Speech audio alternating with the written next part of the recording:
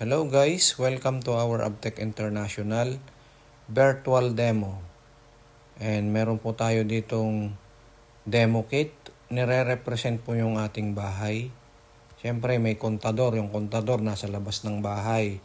Pero yung ating pong circuit breaker nasa loob ng bahay natin. So protection po yan pag nagkaroon po ng short circuit sa ating line system. So sa line system po natin, meron po tayong outlet, switch ng ilaw, receptacle para mapaglagyan po natin ng bulb. Yung bulb na gagamitin natin sa demo is 100 watts. So meron din ho tayo dito digital meter reader para makita natin gaano kataas yung voltahe, amperahe at saka wattage consumption ng appliances na gagamitin po natin. Kasi yung consumption na yun po yung magre-registered po sa ating kontador at yun po yung kilowatt hour na binabayaran natin sa electric cooperative. Ngayon, meron po tayo ditong device na power efficiency enhancer.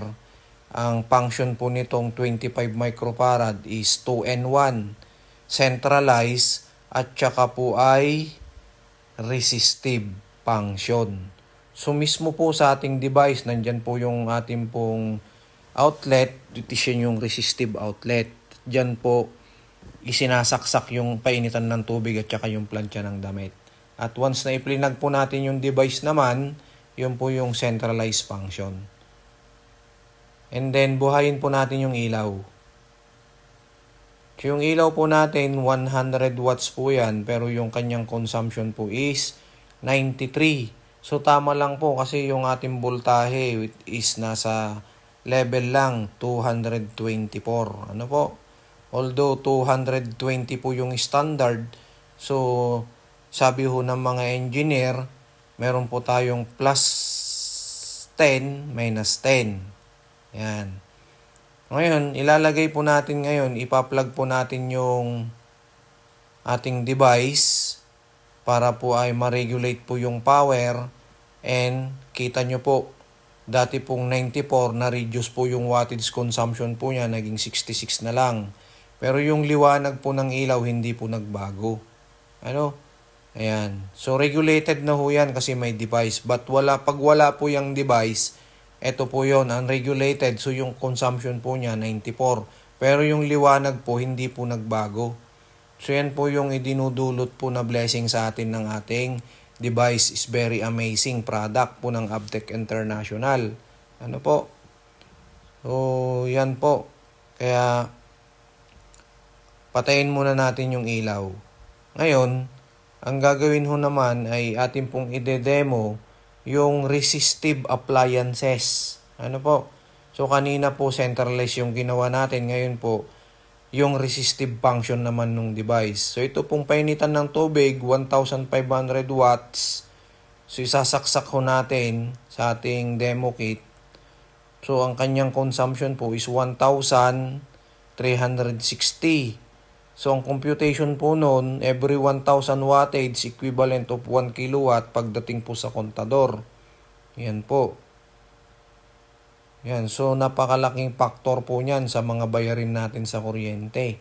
So, hindi ko sinasabing wag na kayong gumamit po ng painitan ng tubig. Ang good news is, meron na ho tayong magagamit. So tignan nyo po yung ikot ng kontador. Napakabilis. Yan. Napakabilis po niya. Ngayon, gagamitan ho natin yan ngayon ng resistive function ng device natin, 25 microfarad. So, ipa-plug po natin yung painitan ng tubig mismo sa ating pong device. At yung device naman po, yan po yung ipa-plug natin sa ating pong demo kit or yung ating pong wall outlet. Yan. So, ipa-plug po natin. So, kanina po ay 1,360, ngayon naging 95 na lang. Ano po? So kung papansinin po natin, napakalaki po yung ating pong natipid. And ayan, so 95. Tignan nyo po yung ikot ngayon ng ating kontador. Kanina sobrang bilis, ngayon po mabagal naman na. So na-regulate na po yung ating pong power. Kaya po ay siyempre yung blessings po niyan, tayo po makikinabang sa pamamagitan po ng paggamit natin ng device, yung pong ating pong 25 microfarad. Ano po? So, bunutin na ho natin yung ating pong device. Yan. So, very amazing po yung product po ng Abtec International. Kaya, subukan po ninyo. Ngayon, i-demo ho natin paano napoprotektahan naman yung ating appliances. Yan, so binuhay po natin yung ating pong ilaw. So yan po yung unregulated power. Tapos pag nag-burn out po, so 93 po yun. At bumalik po yung ilaw.